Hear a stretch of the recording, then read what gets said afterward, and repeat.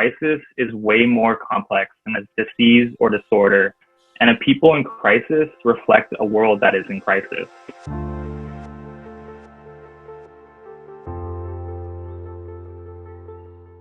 What people are struggling with is trauma, is systems of oppression, is racism, is discrimination.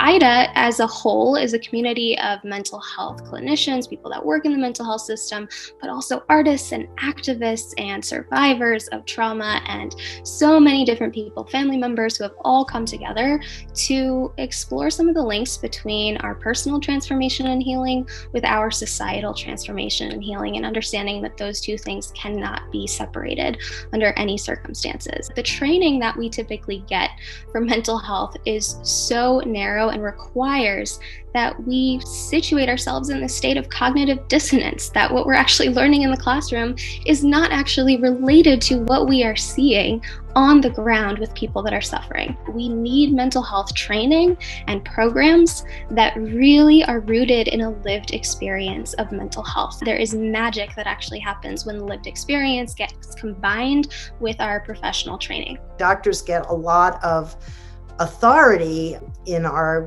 culture, and I think it may be too much.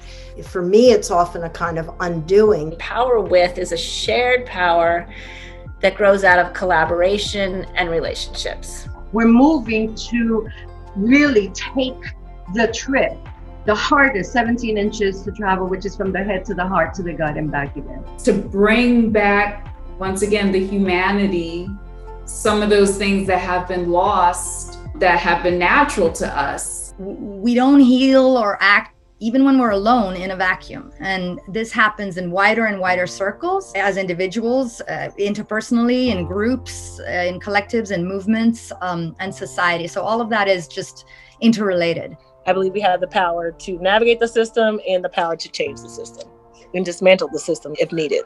I think their training and the IDHA community has really helped a lot of people look at mental health differently. I started to realize that my personal experience is also part of the bigger picture. The personal is very political. My journey has sort of been like learning and unlearning. The prevailing language around mental health just puts responsibility and blame on people and not like the system that creates people. I don't want to participate in upholding systems that oppress people and dehumanize people.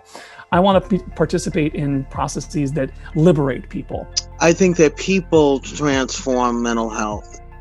So if we're waiting for the system to do it, that's not going to happen. But if we want something to change, we have to be the change we want to see. I feel like if I continue to commit my time to doing this professionally, I really feel like it's my duty to advocate for change from the inside and to make the world a little bit more like IDHA, you know, like a little gentler and kinder and safer. I've watched IDHA progress along the way, always being reassured that my voice was enough to give.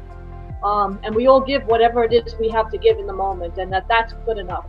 To watch it grow from little powwows and meetings and speakeasy kind of get-togethers in a psychiatrist's apartment, a radical psychiatrist's apartment, to this. I just want to continue watching it grow and being a part of that.